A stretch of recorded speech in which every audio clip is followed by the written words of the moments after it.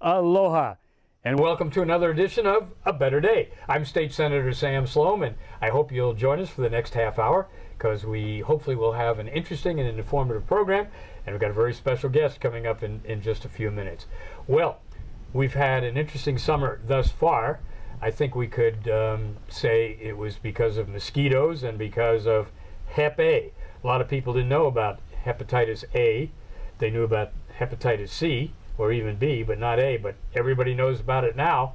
Everybody knows about foreign imported seafood products from the Philippines and beyond. Don't eat them raw. It's been an interesting situation, and one thing that I think has been missed, and that is just how quickly things could change here. Look what happened in Miami Beach, when you had the outbreak of Zika. You can take a tourist area, and if you have a disaster or if you have a disease or something like that, people stop coming. So it's a tremendous economic loss. I think our State Department of Health has done an admirable job. Some people criticize them, say they should have acted earlier or acted in a different way, but I think everybody is participating now to try to do things.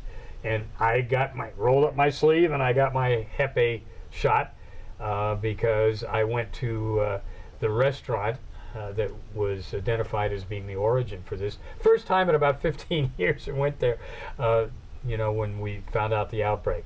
But hopefully we'll have it under control. We'll also have the mosquito viruses under control, and possibly the University of Hawaii will come up with a discovery which will help in these and other diseases. So we'll wish for that. Well, a couple weeks ago, the state announced that it had finished fiscal year 2016, which ended June 30th, with a $1 billion surplus. $1 billion surplus. What does that tell you? Well, it tells me that we've been overtaxed, as we know and as we've said for a long time. And as soon as they announce that they have a sizable, you know, cash reserve or surplus, the unions are licking their chops because they're going to come in for negotiations and say, hey, you were just bragging about how much money you've got. We want it. We want more of it. So they're going to have to stand in line, though, because, of course, the city wants it for their not on time, not on budget rail project.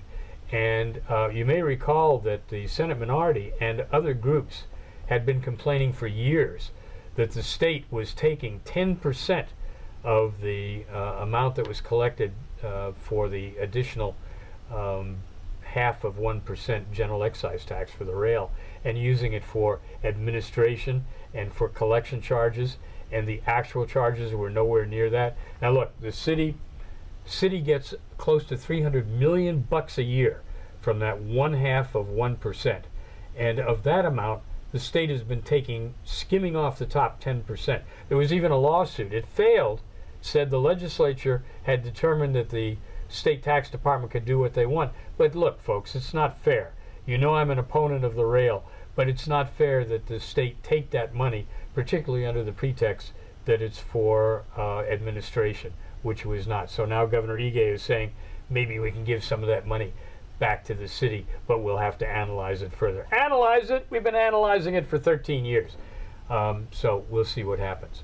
And also lawsuits. Oh my goodness.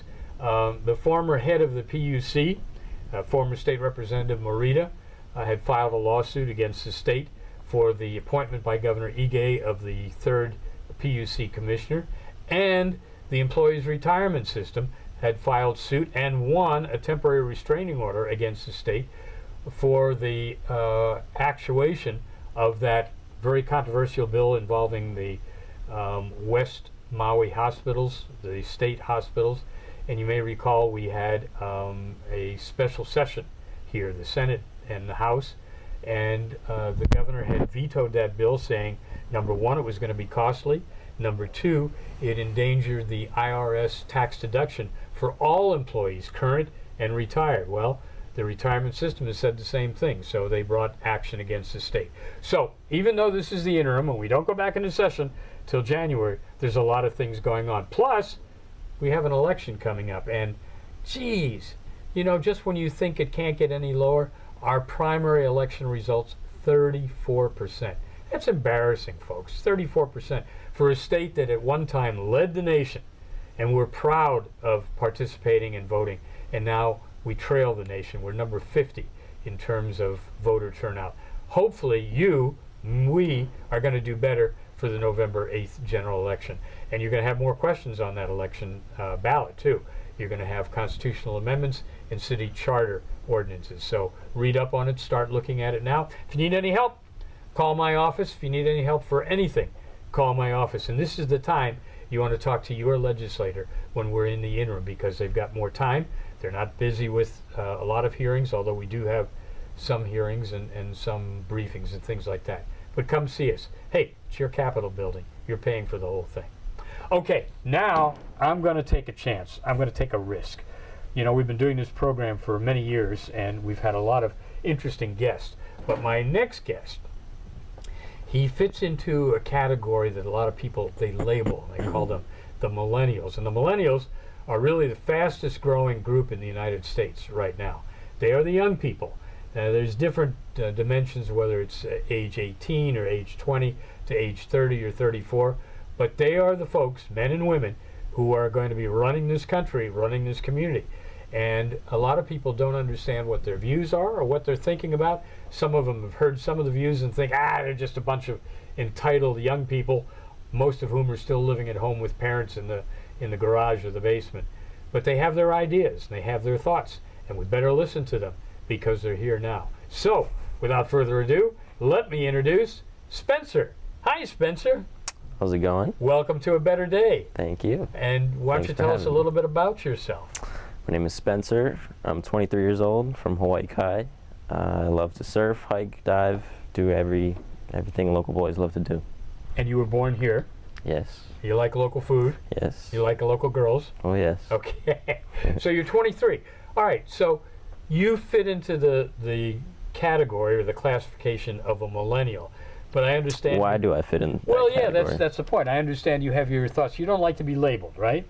It's besides that. Why am I considered a millennial? I was born in 1993. Yeah, but because you're under 34 or under 30, no matter what. So you're the group. Hey, it's your group. You're going to take over everything. Mm-hmm. So you don't like the labels in general for anything, right? Rather than just age. I feel like labels provide conflict. How so? Because it's one side versus the other. And it doesn't have to be versus the other, but use politics, for example. Mm-hmm. Republicans, Democrats. If you label someone, that means they're not on your team. Mm-hmm. I mean, we're all on the same team. We're on this one planet. We're all human beings. Mm-hmm. We shouldn't have to be labeled. Well, you make a good point, particularly this year, when people probably are more partisan, more non-civil than mm-hmm. before, and it comes down to, well, I'm a Republican, I always vote that way, or I'm a Democrat, I always vote that way. Mm-hmm. And if you do that, you're making a lot of assumptions, you're taking a lot of things for granted, mm-hmm. but you're not really talking to the person as an individual. Exactly. And we find out people, even if they have been labeled by someone else, and they don't go around labeling themselves. You know that I've been involved in small business for many, many years. But when you talk to somebody, they don't say, oh yeah, I'm a small business, I'm a micro business. They're a business person, and they struggle, and they have, good days and bad days and all that. But you wouldn't know that if you just stopped at the label. So mm-hmm. that's a good point. But you do recognize that people in your age group have a great deal of influence right now in politics, in the environment, in social issues. When you say my age group, you're talking from 0 to 30 right now. Well, yeah, I guess 0 to 30. That's a big, that's a big age group. I think people 10 years older than me and 10 years younger than me have very different thoughts, very different points of view. Do you think that most of your contemporaries, most of the people similar to you in age and all, do you all share the same ideas? No. But so we do share a sense of acceptance and laid back, non-judgmental personalities. Yeah. Would that be the same if you were in Arkansas or in Ohio? Probably not. Yeah, just growing up. Mostly it's a Hawaii kind of thing, right? That you've grown up with. Yeah. And I don't know if I'm a special case or if a lot of people can relate to this, but I've grown up with half and half. like you. I'm Spencer Slom. This is my father. What? Yeah. I didn't know that. You're my son. Yeah, this is my father. You're not from Hawaii, but my mother is. And bringing that together just makes the melting pot even more complex. Well, it makes for interesting discussions, right? Oh, yes. Oh, yes. Well, look, you mentioned politics. You mentioned Republicans and Democrats and all that. Of course, we got Green Party and Independent and Nonpartisan, Libertarian. So there's a lot of other parties. But you're not particularly interested in politics or government. No, I'm not. Why not? I'm interested in, because what do politics and government stand for? Well, order, Order. regulation, benefits. A lot of people, that's why they choose a party. They think one party is going to give more benefits or more things than the other party. What do you see it as? I see it as, well, I see it as order, but I think their role shouldn't be telling people what they can or can't do. I think they should be providing for the people. They should take action instead of writing down the laws, instead of making decisions. They should be the ones who are taking action, like providing groups or providing land or food or I don't know. Well, yeah, but see, here's the problem with that. And a lot of people in your age group, particularly those that are entrepreneurial, that started their own businesses or have their own ideas, they're upset with the government, but they're also upset with, say, regulated businesses like banking institutions or taxi cab companies. That's why they come up with their own ideas, and basically what they're saying is, we don't like all that order and that regulation because it hasn't benefited, most of the people. It discourages creativity, discourages things that you can do for your own, and basically what they're saying is the bureaucracy. The government says they're going to do things, but they don't do them. You can look at Hawaii, for example. In the last legislature, we passed $100 million to air condition classrooms. Now, we've been talking about that for 15 years. What's rocket science about cooling or air conditioning a classroom? And yet the $100 million is not going to do it. The governor wanted to air condition 1,000 classrooms by the end of this year. It's not going to happen. How does that not happen? It seems so simple. Very simple. See, that's right. And your generation, you're 0 to 30, if you will. Yeah. But guess what? What? The older generation, too, like me, we're fed up with that, too. And we say exactly what you do, the same thing. We share that. Why does it take so long? So we agree that it's failing, or it's... Yes. Well, then it has to change. Yes, it does. Okay. And that's why less people are voting, less people care, less people are taking an interest. Except, how else do you make that political system change? Unless you do it by voting, by changing people that are in office, by voting for or against certain constitutional amendments or city ordinances? Or possibly changing the way the office is set up. This political system was hundreds of years ago. Or possibly by doing the things that so many young entrepreneurs are doing right now. 60 Minutes had an interesting story about these two brothers from Ireland. One of them was going to Harvard, one was going to MIT. Both dropped out of school because they were fed up. They had tried to start a business, and they were fed up with all of the red tape and the bureaucracy and the delay and the costs, the fees of the banks. So what did they do? They started their own app. And now some of these financial applications are threatening the banks because instead of waiting for weeks, you get something in 5 minutes, and you get it on a platform that particularly young people like, and that is, your devices, whether it's a phone or a tablet or a computer, and that older people are going to have to like because the technology is here to stay. And the changes we see are coming from private industry, from the marketplace, not from government, not from the regulated industries. Look at the situation with Uber and Lyft. Who comes out against them? The regulated taxi companies. Instead of the taxi companies, and I support the taxi companies in that I think they're overregulated. Instead of them going to government saying, look, too many regulations, give us the chance to compete. No, they don't do that. They say, make Uber and Lyft and the other companies suffer like we are. And I'm sure that the banks will do the same thing with some of these new financial applications. I'm sorry, you were going to say? Well, I was going to say that goes along with the creativity that you're saying. And if there's less regulation, there's more creativity. And technology, you said, is here to stay. That provides an infinite platform for creativity of all ages. I know a 7-year-old that's developing an app right now, Carson's cousin. But yeah, he has a bright future just because he's creative. On the other hand, there's an awful lot of people that are just sitting around. They're not doing anything. And they are waiting for government to do it for them, more than ever before. That's why we refer to the entitlement generation or entitlement people. And I'll grant you, it's not just an age-related thing, because there's a lot of older people that do the same thing. But they're waiting for government to give to them or do for them rather than doing for themselves. When you say entitlement, yeah, describe that a little bit. Well, they believe that they're entitled to something. For example, to what?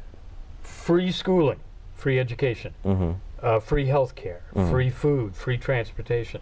And this is okay. This is where I was talking. This is what I was talking about earlier. Okay. What is the government's role?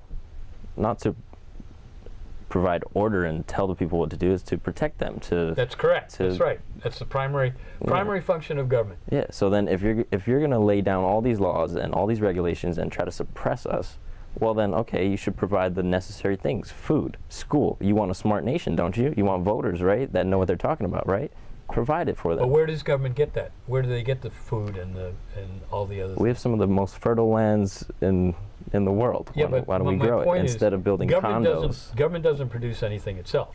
Government's got to take it from somebody else first and then give it to other people. That was the whole point of the Bernie Sanders campaign. Take it from, what are you talking about?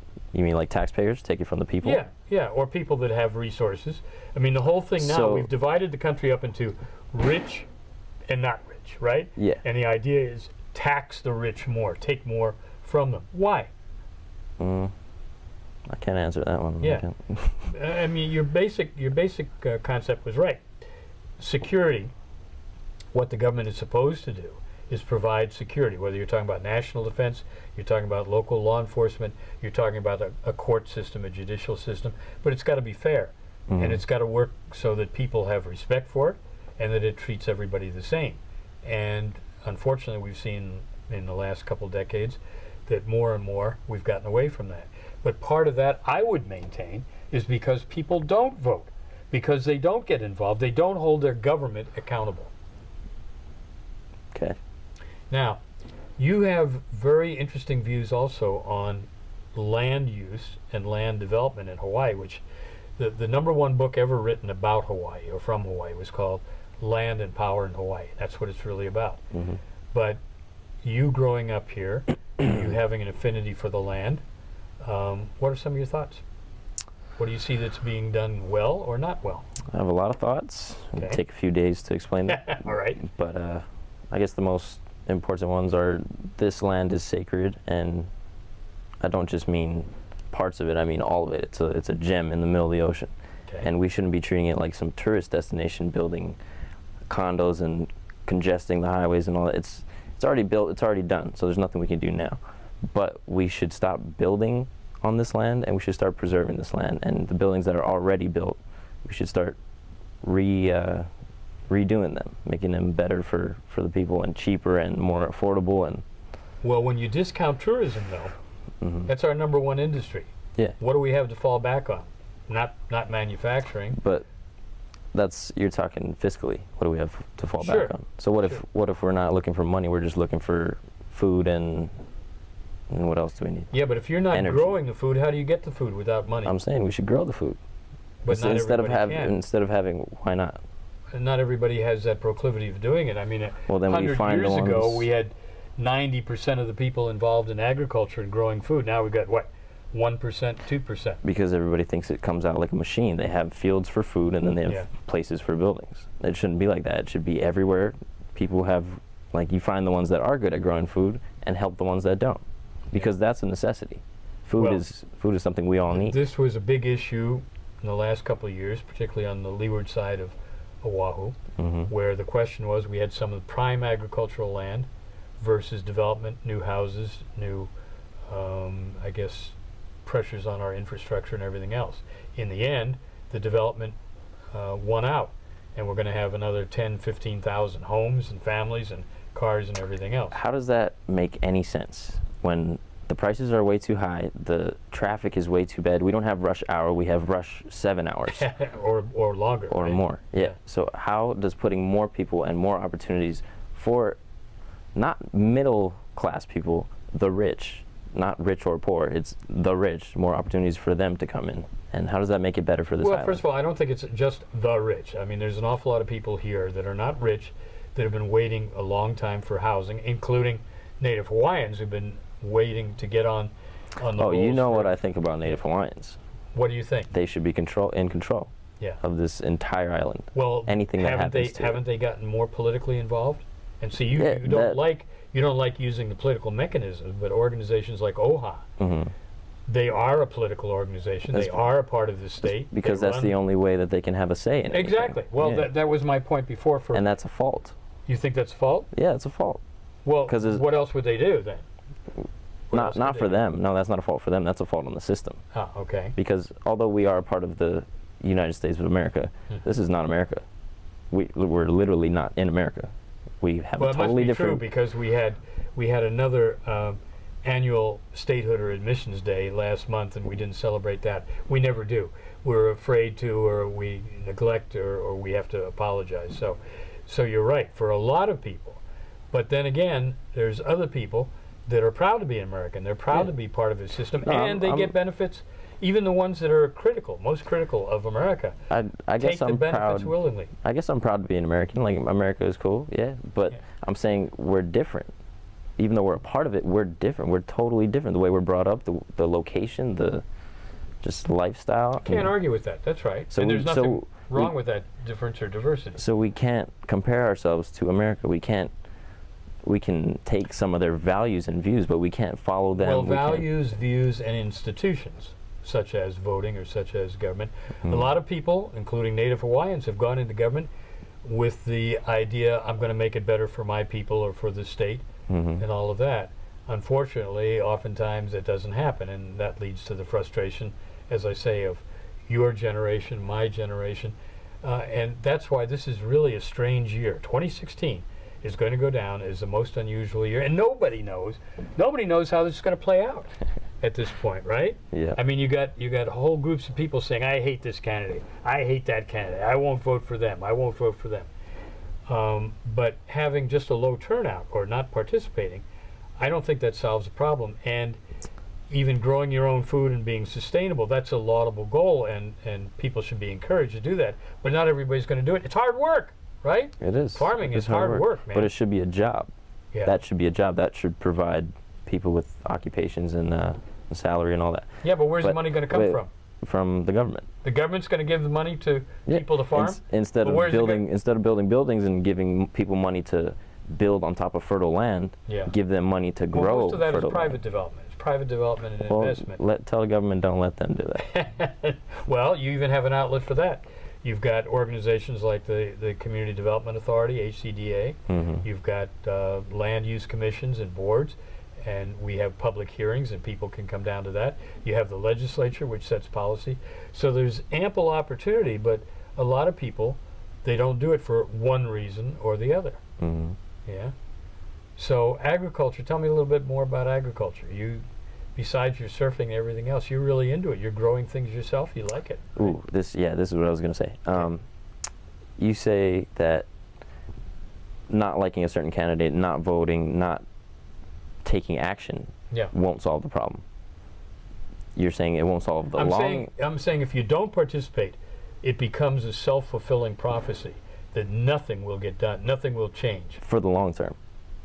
Okay. But for the short term, if you focus, like you're talking about agriculture now, Yeah. so you stop voting, you stop caring about everyone else, Yeah. you start focusing on yourself, and you start like a backyard garden, you start a fruit forest like they have in Kauai. That will benefit you for the short term and your family if they're into Sure. it, if they keep People it alive. want to do that, but I would say, out of say 10 of your buddies, Mm-hmm. how many of them are farming something? Probably 3. 3. Yeah. And I would say that's a high number. So the other 7 should pay those 3 to go to their house and, Yeah. and make a little farm. Yeah. Every day, maybe water it every 3 days. Yeah. Put a sprinkler system. I don't know. So what else do you see as needing change in our community, in our nation? So many things. Yeah. I mean, I mean, you are the change. You're supposed to be the change generation. Is it Yeah. all just technology? Is it all gadgets? No, no. The change, some things that I see, it's not change for progress. It's change for preservation. It's change for we need to secure what we got now. Stop trying to take action and look, oh, what if we do this? How will it turn out? No, we need to just preserve what we have and make sure it's strong. Because we are an island, there's nothing. Okay, now wait a minute. Now you got a problem. What? If you talk about preservation, for example, preservation usually means that you can't use that land, including for farming. If What do you mean? No, that's well, not that's what part of the preservation zoning. means. That's preservation. That's preservation in a political sense. Yeah. Preservation in a general sense, that means to preserve, keep it strong, keep it fertile, if we're talking about plants, yeah, keep the land going. Are you aware of any organizations that do that? That advocate that? Yeah, there are quite a few. Are you involved in any of those? No, I'm not. Do you speak out for this regularly? No, I don't. When you're waiting there at Waimea to catch a wave or something, you talk to your buds about, hey, why don't we grow some cucumbers? I do, actually, yeah, I do. Do you? Because you have to do it yourself before you can tell other people to do it. That's absolutely true. Yeah. Absolutely. So I'm working on myself right now. I'm working on our backyard. I'm landscaping. I'm Yes, you redoing are. the whole thing. So Yeah. I'm working on myself right now. And Okay. once I have enough. You know what? We're going to have to come back and talk to you further. Yeah. Maybe we'll do father and son. Hey, the Leahys do it on sports. We can do it on changes. My special guest has been Spencer Slom. That's right. And we're very happy to have Spencer and your thoughts and all that. And we promise we will not label you or pigeonhole you, okay? We'll listen to you for your thoughts. So thank you all for tuning in to A Better Day. And that's what we want for Hawaii. Your choices, your options to have a better day. Aloha. Thank you for joining us.